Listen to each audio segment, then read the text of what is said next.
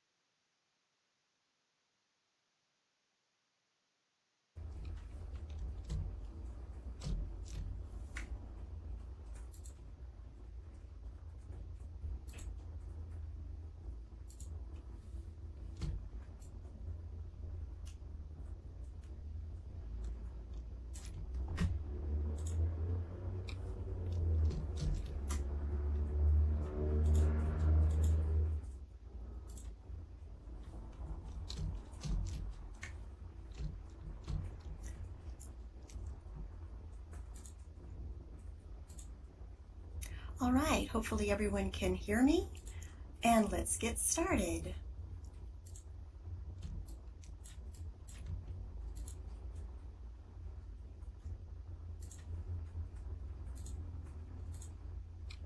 Welcome everyone to the Virtual Worlds Education Consortium Second Life Expert Series.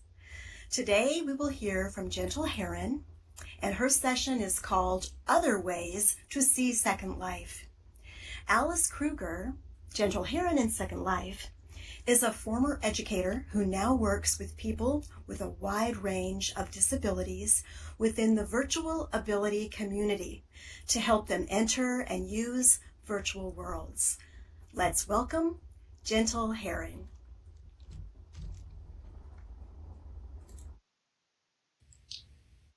Thank you, Val. It's very nice to be here. I want to say hello to everybody in the audience. Welcome to the presentation today. It will be about visual impairment and its accommodation inside a virtual world. I'm going to start with my standard disclaimer. I do not claim to be an expert in this field, but I do have several decades of experience as a special education teacher, and I have worked in Second Life with people with a lot of different types of disabilities for over 14 years. Did you know that in humans, 80% of the information transmitted to the brain comes from your eyes? I tell you that fact to emphasize for us the importance of considering vision disabilities in our work here. Approximately 12 million people in the United States are affected by a visual disability, and at least 2.2 billion people worldwide. And that figure is expected to double by 2050. You may have, or you may already have worked with colleagues or students who have some form of vision impairment. We've already started with some basic statistics about vision and its importance. I'm going to continue to share a few more facts about various types of vision challenges. Of course, in this venue, we're most interested in those problems which impact our use of the virtual world as teachers and as students. I'm going to share with you some ideas for solutions to these problems. After the presentation, I'll pass out a note card with all of this text, but the live links to the resources will be here in the local chat, so I will suggest that you click and bookmark them as we go along. We're going to have a few simple activities today, so please be prepared to participate. I'm also going to pause for questions every once in a while, and feel free to ask questions when they occur to you. This slide lists 7 different factors that determine the quality of your vision. And those factors are visual acuity, visual field, binocular vision, depth perception, sensitivity to light, contrast perception, and color vision. We're going to talk briefly about each factor because any one of those can go wrong and cause a vision impairment. On the right side of this slide is the familiar Snellen eye chart most of us have probably experienced, and it has rows of letters of decreasing size as you go down the chart. Visual acuity is measured using the Snellen chart. Acuity is the ability to see details at a distance. In the US, this is measured in feet, but in most of the rest of the world, it's measured in meters. In the US, we talk of normal vision being 20/20, and it's written like a fraction. Elsewhere, in metric system, normal vision is 6/6. What this means is that if your vision is 20/20, or 6/6 for my European friends, you see details as well on an object 20 feet or 6 meters away as would a person with normal vision. If the only letter you can read at the eye doctor's office on the Snellen chart is that great big E at the very top, then your visual acuity is 20/200, or in metric 660. This means that in order to see details as well as a person can see with normal vision on an object that's 20 feet, 200 feet away, that object has to be only 20 feet in front of your nose. And in metric, that means that the object the person with normal vision is looking at is 60 meters away. It has to be 6 meters from you to see it that well. For a more detailed, non-technical explanation of visual acuity, you could look at that website. And again, I'm going to put a lot of these little URLs into local chats so you can click them and bookmark them to look at later.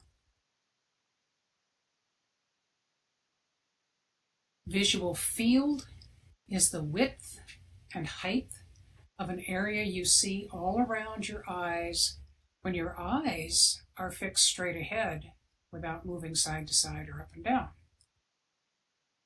You may not see it all clearly, but movement, light, color, and shape are distinguishable even at the edges of your visual field. The visual field is measured in angles. The normal visual field is about 180 degrees horizontally and approximately 130 degrees vertically. So let's do a quick self-test of visual fields. Here's our first activity. I want you to choose something to look at that is at a distance straight ahead of you. And now I'm talking to the RLU, not to the SL avatar U. You're going to be looking outside of Second Life. Don't let your gaze wander from that spot during this test. You want to keep your eyes fixed straight ahead. Point both your arms straight ahead at that point you're looking at. So you've got both arms pointing straight ahead where you're looking. Gradually spread your arms out to the sides without moving your gaze. Keep your gaze straight ahead. Only your arms are moving, and keep looking straight ahead. At some point, as you continue to look straight ahead and you move your arms, you're going to lose sight of your arms. Hold your arms there. The angle between your arms, when this happens, is a measure of your visual field. And for most of us, we have our arms just about out to the sides for the 180-degree angle.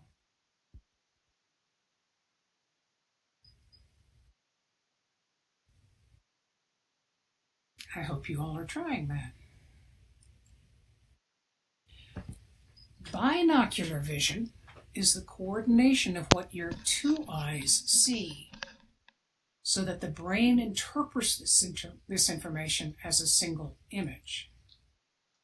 It's easy to demonstrate the binocular nature of normal vision. Look straight ahead, please. This is our second activity, while closing your left eye. And looking out of your right eye only, point at something far away. Just with one eye.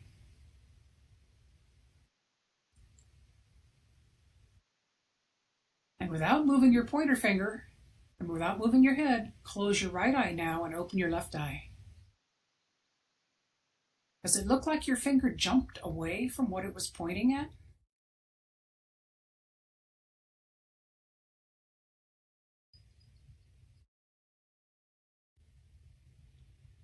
Binocular vision is important for depth perception. If you were to repeat that activity several times, but pointing at items at various distances away from you, you would notice that the offset between where you appear to be pointing with your left eye and your right eye differs. The brain interprets the difference in image presented by each eye as a measure of how far away that object is. And that's depth perception.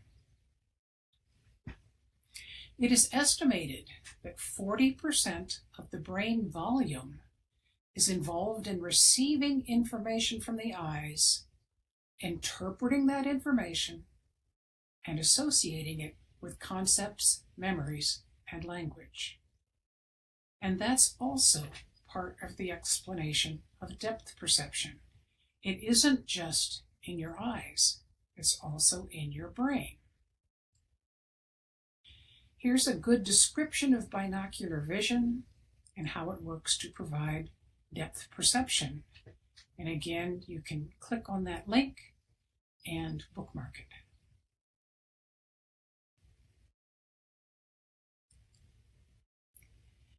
We all know that our eyes are sensitive to the amount of light on objects we are looking at. If the light is too bright, we squint to limit the amount of light going into our eye. And the size of your pupil constricts too. If it's dim, we open our eyes up wide and our pupils automatically dilate. Contrast perception is the ability to distinguish an object from its background or to distinguish similar shades of light and dark. Think about driving in low light or glare conditions. Fog can also cause problems with contrast perception. And here is another link for you to click and bookmark an explanation of contrast perception.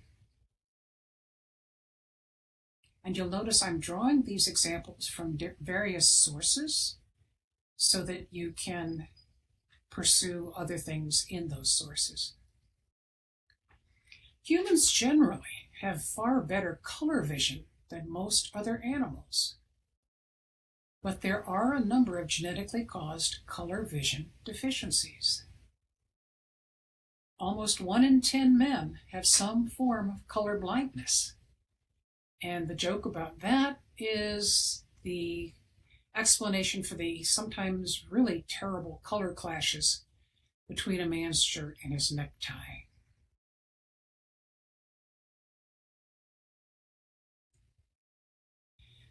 The 3 basic types of visual impairment causes are age-related, congenital, and disability or injury-related. Age-related visual impairments are changes that are usually slow to develop. Eye care professionals detect these problems with a dilated eye exam. Many of these changes can be slowed, treated, or even prevented. 3 of the types of age-related visual impairment that you may have heard of include macular degeneration, cataracts, and glaucoma. The macula is the part of the retina inside the back of the eyeball that is responsible for clear vision when you're looking straight ahead. This part of the eye can degenerate as you age. That causes you to lose the clarity of the central part of your visual field. Remember, this isn't complete vision loss. The peripheral vision is usually still adequate with macular degeneration. This slide shows a photo of a little girl and her dog looking at a storybook. The image has been manipulated in the center, where you would tend to be looking, which is the girl's face, and it's now blurry to the point you would not recognize her, and you can't tell her expression. If you would like more information on macular degeneration, if you are of a certain age, you probably ought to look at this one from the Mayo Clinic. This link is a good one to click and bookmark.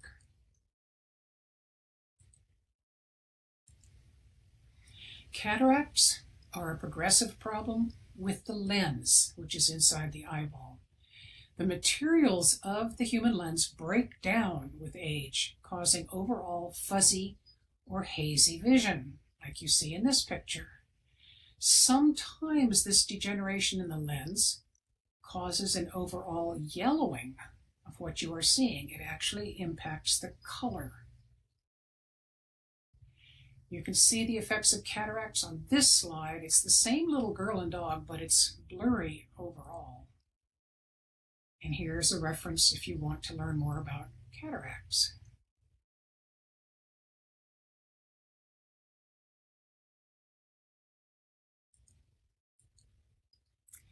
This slide shows the same scene a third time, but this is the way you would see it if you had glaucoma.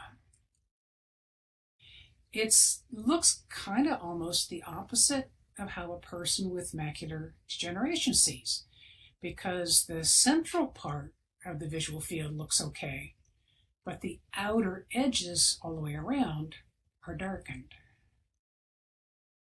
Glaucoma is caused by damage to the optic nerve, which exits the back of the eyeball. The cause of this damage is not well understood, but it seems to be related to high pressure inside the eyeball. And here is a U.S. government website page about glaucoma.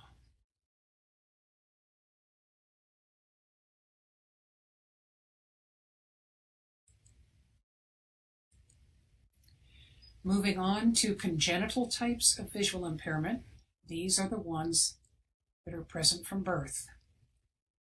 Retinopathy of prematurity is not uncommon in extremely premature infants, such as the one shown on the right of this slide who is being taken care of inside an incubator.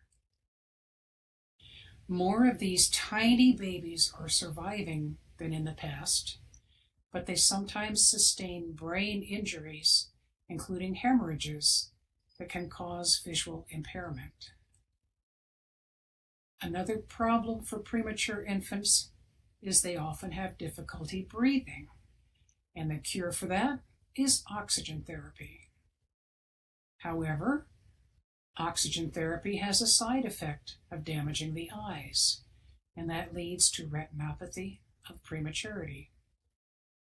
There are also a wide range of genetic anomalies that cause different types of damage to the eye and therefore visual impairment. And these genetic causes are really pretty rare, especially compared to retinopathy of prematurity, but they can be really significant, and they're often accompanied by other developmental abnormalities. Neonatal eye specialists always check out premature infants, and that's what's happening on the photo on the left side of this slide.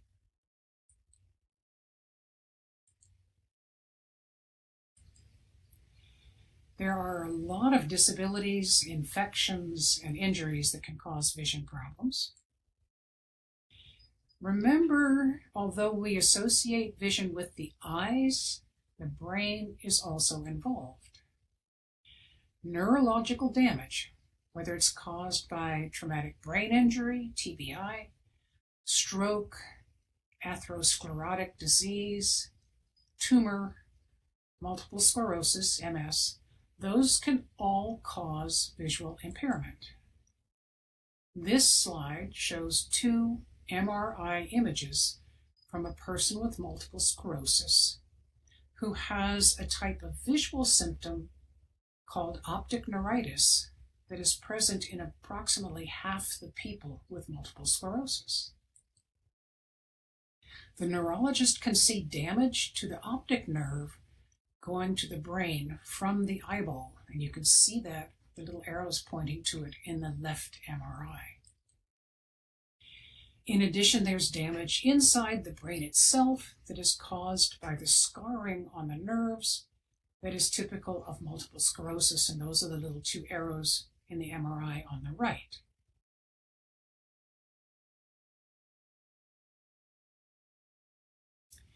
On this slide, we're again back at that simulation of vision by looking at that little girl and her dog. This time, when you look at it, you see swatches of black randomly obscuring the blurry visual field. So there's 2 different kinds of problems here. This is typical with diabetic retinopathy, in which diabetes damages blood vessels in the retina inside the eyeball. Diabetes also increases a person's risk for cataracts and glaucoma. So anybody who has diabetes should have an eye doctor on their care team, and they should be getting annual eye checkups. So here is some good information about diabetes and eye health from the U.S. Centers for Disease Control. Again, you can click that and read it later. So, any questions so far? I'm going to pause here for anybody with questions.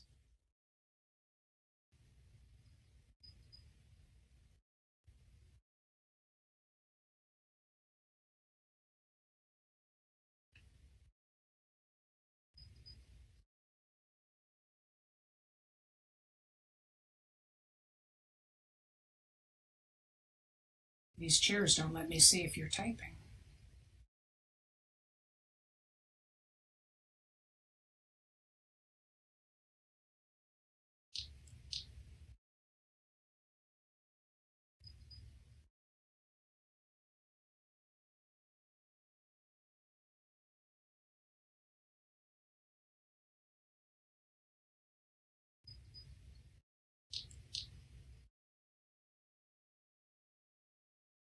Doesn't look like questions, so we'll go on.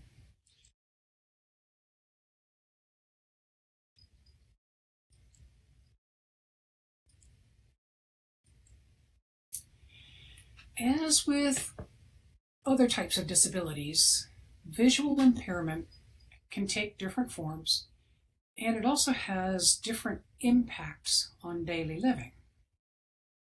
The level of visual ability is a spectrum from better than normal vision, like Superman, to no vision at all.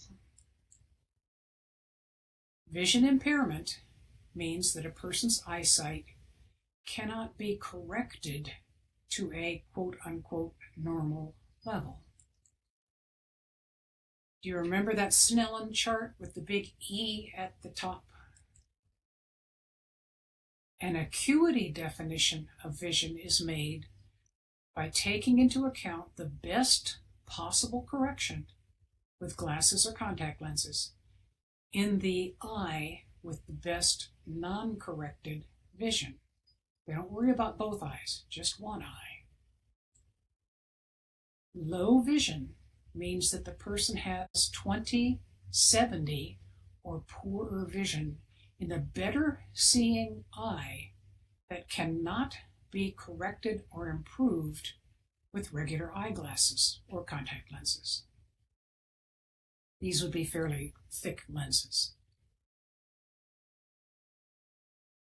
And this condition is sometimes called nearsightedness, because if you move the object close enough, the person can usually see it properly.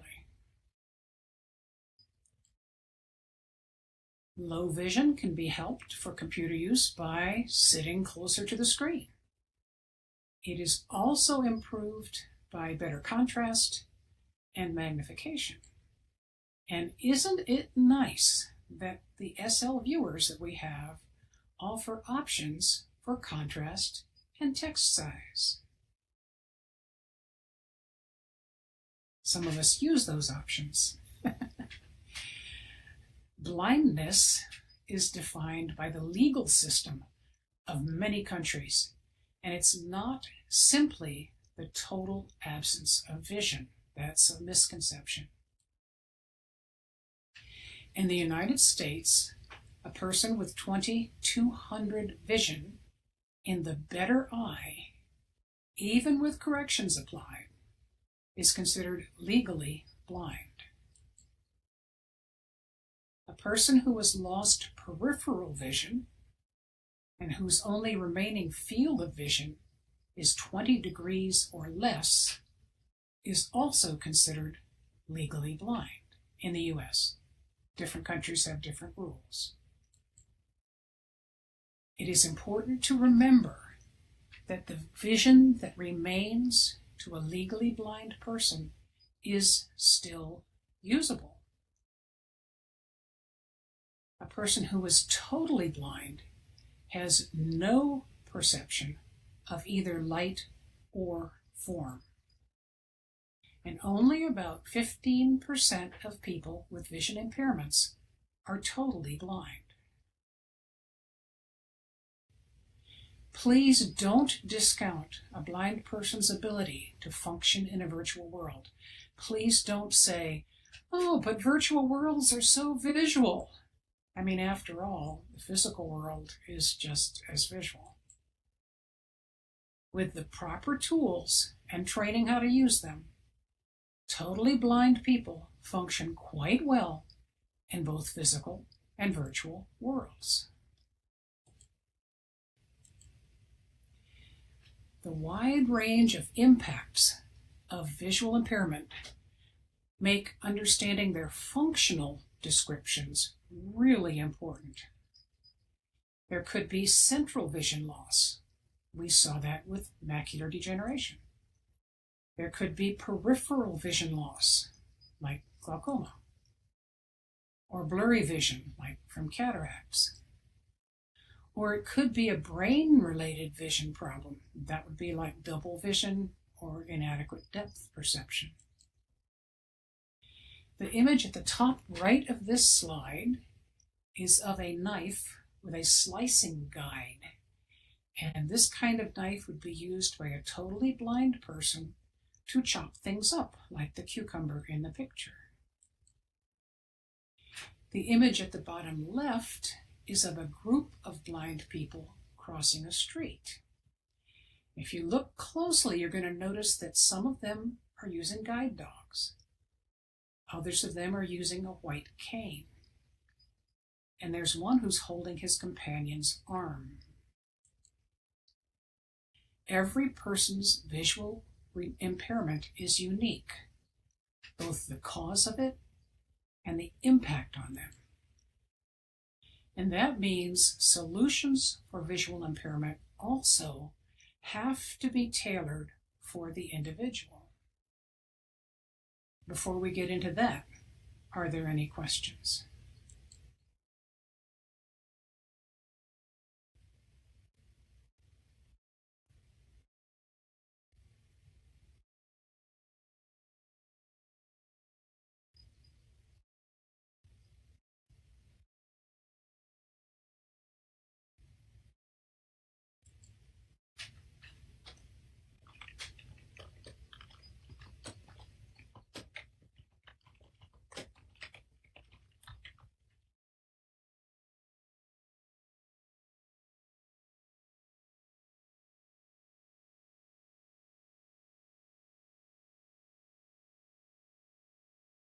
And I have to ask my fellow educators, does wait time make you nervous?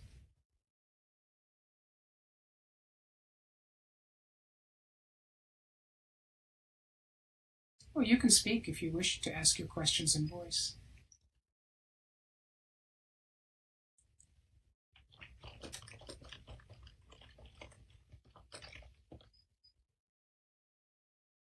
Zinnia, I can imagine Zinnia has trouble with wait time.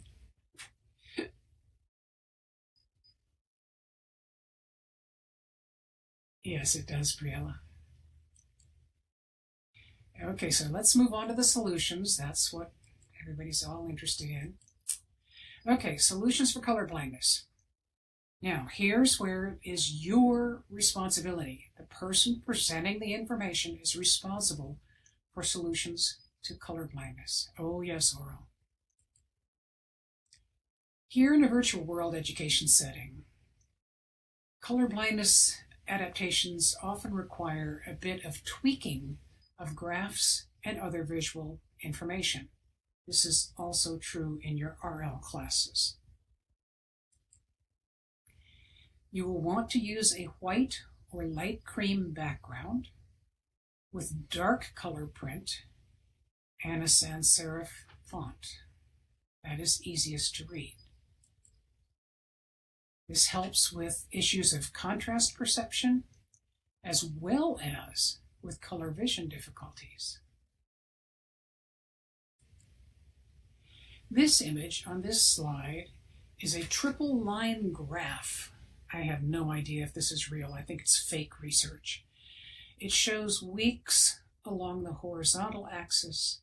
It shows hours spent doing an activity along the vertical axis. There are 3 different lines representing playing video games, watching TV, and reading, and each of those activities is represented by a different color, red, blue, and yellow. What do you see on this graph that would help a person with color blindness if you could only see the graph in black and white and could not see the colors. What do you see?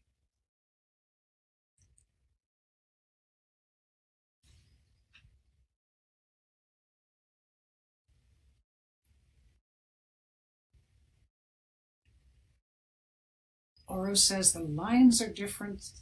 Briella, Delia are looking at the dots. Different styles, Vulcan says. Different thicknesses, Delia says.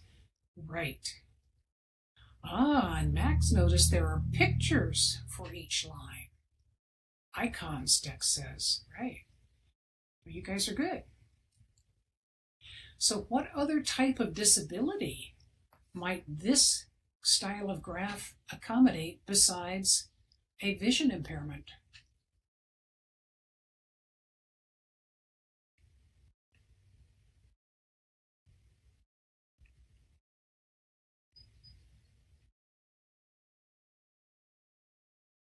Definitely color blindness. Absolutely.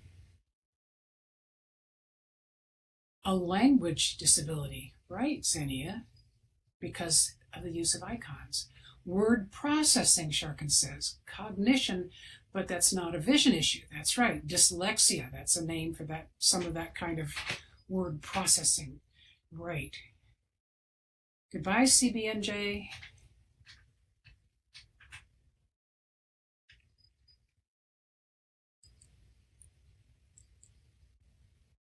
This graph is a great example of universal design for learning, UDL, because it offers different modes of representation of information.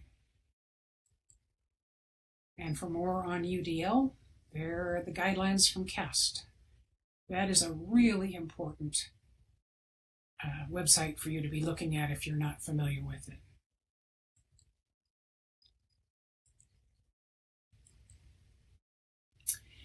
There are a lot of different tech solutions for people who have low vision. Most people with low vision do not want blind accommodations. They want to use their remaining visual potential. So let's take a poll. How many of us wear glasses or contact lenses? Perhaps you only wear them for driving, or just reading glasses, or just for the computer. Delia has glasses. I have glasses. A lot of people. Sharkin thinks she may be blind as a bat. We want to know if Sharkin can echolocate. Oh goodness, look, it looks like almost a majority of our group wear glasses. They want to echolocate. Ooh, cool, Kira. Kira was looking at her retinas at the eye doctor. Those of us who use glasses and contact lenses are actually part of the world of assistive technologies. We just don't think about it that way, since eyeglasses are so common, but they actually are a form of assistive technology. When you get back to campus, if you're an instructor, be sure to talk with your disability services office. They are called different things on different campuses, but that's basically what they are. They have available technologies to assist students and staff members who have low vision. And the two images on this slide show two different types of page magnifiers that are sometimes found on campuses. Great big machines. And few individuals would have those tools at home. And stranger, you are correct that some blind people do echolocate, and they can form a visual image in their mind of their surroundings by echolocating. A lot of students who have low vision already have their own set of assistive technology that they're used to using because they probably used it in high school. Magnification assistance can be physical. You can use a handheld magnifying glass and just hold it up in front of the screen to look at things for detail. Or you can use an overlaid plastic lens. And the plastic lenses, you can get those, they're around everywhere. You can get them at Walmart, and I'm definitely not trying to sell this, but if you want to see from the Walmart ad what an over-the-screen lens looks like, there it is. There are also software screen magnifiers, and I'm going to mention a few brands. They're not the only ones. Zoom Text is a very popular screen magnifier, and these do all work in Second Life. Supernova. I will tell you that this Your Dolphin website is a good one for looking up accommodations. Oh, good, Max. Your Dolphin is one you're going to want to probably bookmark if you have students with low vision. And the Lunar screen magnifier, there's a review of it by the American Federation for the Blind. And from that page, the afb.org page right there, you can get reviews of other screen magnifiers. And you'll notice if you read the descriptions of these screen magnifiers, several of them come with screen reading capability as well. And that means that if they detect some text, it can be voiced by the software. And this, now I want to warn you, this does not apply to text that are on images, such as on my slides. Screen readers can't read text that is in image format. So you're going to have to provide text or voice of any text on your posters or slides. So some of this accommodation can't be done by tech. It has to be done by you. Image magnification and text-to-voice features are always available in the accessibility features offered by all modern computer operating systems. Zinnia, yes. You're talking about the software. Could the software be used as an accommodation for students? Absolutely. Absolutely. And many students who are in college already have those accommodations available to them. And they do work in Second Life. But what I want you to know is that you can buy those fancy software, but it also already exists in everybody's computer. And I really wish that more able-bodied folks checked out the built-in accessibility features, because they are useful for anyone in certain situations. Thank you, Delia. That is perfect. Put notes page text for presentation slides that are image only. Perfect. Best of all about these built-in accessibility features, you've already paid for them. So please check them out. They work in Second Life. Absolutely. Software like Word and Acrobat have readers built right in. Might as well use them. Now, totally blind people have a lot of assistive technology options that they use already to access their computers and read the content of websites. They're very familiar with these tools. This slide shows logo images for some of those tools: Window Eyes, Orca Screen Reader, NVIDIA, which stands for Non-Visual Desktop Access, JAWS, which stands for Job Access with Speech, and VoiceOver. There are a lot of these tools out there. Now, the fact that there are so many different tools means that different blind people use different tools and will need slightly different accommodations. So you can't just assume that all blind people are using JAWS. They don't. The way screen readers work is by voicing portions of the HTML coding of the website. And that's why accessibility requirements for websites include the use of alt text to describe images that offer information. So if you work with your IT department to put some of your coursework up online and you have images, they're going to ask you to provide alt text for those images. Accessibility features for most modern computer operating systems include the capability to read text on screen aloud, text to voice. So you don't have to buy these fancy things that most blind people have. Unfortunately, here's the big problem. Virtual world coding is not the same as for a website.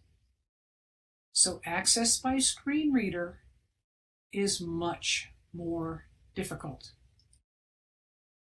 Neither the Linden Viewer nor Firestorm Viewer is at all accessible to screen readers. Not at all. The Radagast Viewer does interface with screen readers, offering users a voiced description of the avatar's surroundings. It does this by reading the code that allows your computer graphics card to draw the objects in your portion of the virtual world. Radagast also has the ability to access note cards, chat, IMs, and inventory, so that those pieces of text can be read aloud by screen reader software. This means that blind Second Life users must have really high-quality computers because they are running several memory hog programs at once. SL is a memory hog. They are also running screen reader and Radagast Viewer. Unfortunately, the developer of Radagast died several years ago, and the person who took over keeping the coding updated has dropped out due to disability. So we're currently looking for someone to help keep the main viewer that's used by blind members updated. You can get a copy of the Radagast Viewer there. It is still available on SourceForge. And it is open source. We do request that new blind users contact Virtual Ability at info@virtualability.org so that a mentor can assist them in signing up through our community gateway. And here I've put the entrance to our community gateway from our virtualability.org website right there.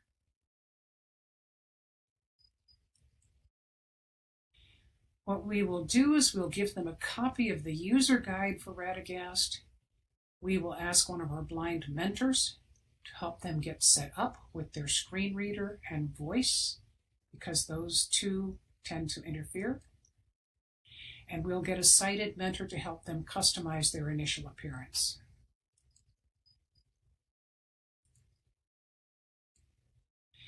Finally, some additional resources for you all. You can click and bookmark these, or you can look them up afterwards, because they're going to be listed on the note card that I'll give you in just a moment. For background information on visual impairment, the World Health Organization has a couple of good website pages. Here's one on blindness and vision impairment. This one is often cited. Ah, yes, it does, Oral. And then the World Report on Vision that the World Health Organization put out is at this site here. Good point. Both voice and text to make things more accessible to more people. The United States Centers for Disease Control and Prevention has a good website. Useful website, they always do. And for more specific information, here is a site. Low vision requires innovative prevention and treatment strategies. I thought you might like to see that one. That one is a commercial site. You can get a version of Radagast user guide on the Wayback Machine. Somebody bothered to archive it, which was great. And finally, I highly recommend that you take a look at the Web Accessibility Initiative's WCAG Accessibility Guidelines for additional ideas. They have an essential components of web accessibility. Yes, I know I just said Second Life is not a website, but still the components of accessibility are very similar. And they also have a list of accessibility requirements for people with low vision. And what's really nice about that, if you want a good summary of what you need to be thinking about, check out the table of contents that's on the left side of this page, the accessibility requirements for people with low vision.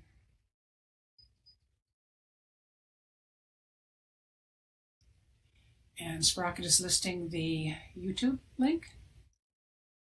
Thank you all for your time and attention today. I hope you will find some of this information useful in working with your students and colleagues in the future. And so I am available for any remaining questions. And yes, Vulcan is pointing out there is a blind users viewer support group that might be of interest. Vulcan, do you want to maybe post a link to that blind users viewer support group? Okay, thank you all. And Dex has two stories. One, a blind person who can only see light and dark was going to sign for the department of the university where he was studying, but there will be a lot of chemistry involved, and there was not much allowance. At this time, disabled students organizations were just starting to provide such help for assistance being with the student on site. Fortunately, there were some studies in other departments which does not involve chemistry, economy, not practical like on my department. Actually, there are a number of chemical tools, chemical use tools that are available for students and chemists who are blind. Second, 1 year they had a blind person, not fully blind, who was accessing Second Life by a normal viewer. He even had a voice lecture. We had to steer him, sometimes push his avatar to the correct place. And Dex, there are hand-holding tools that you can get in Second Life. They're, I think, usually for boyfriend-girlfriend type hand-holding, but you can use that to have someone walk with you in Second Life, another avatar. And there are also, the Radagast viewer allows you to request to follow someone. So you would walk behind the other person. So when we have field trips, our blind people usually follow someone so a sighted person on the field trip. So lots of ways that you can handle that. And Vulcan has posted the link to the Blind Users Viewer Support Group. Thank you, Vulcan.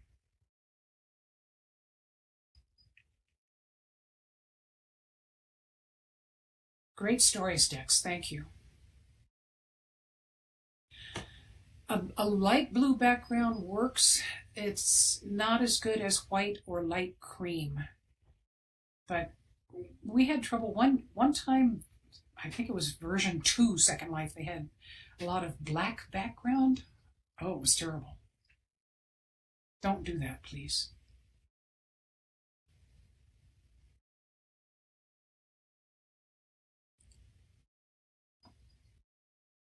Light blue is better than other ones. I think the latest version has fixed that, Vulcan. But yes, sometimes the follower would bump up against the person being followed. That's right, Dex, and that's why it's important to know that you can get a lot of these accessibility tools for free, built right into anybody's computer. That's why that's really important to remember that.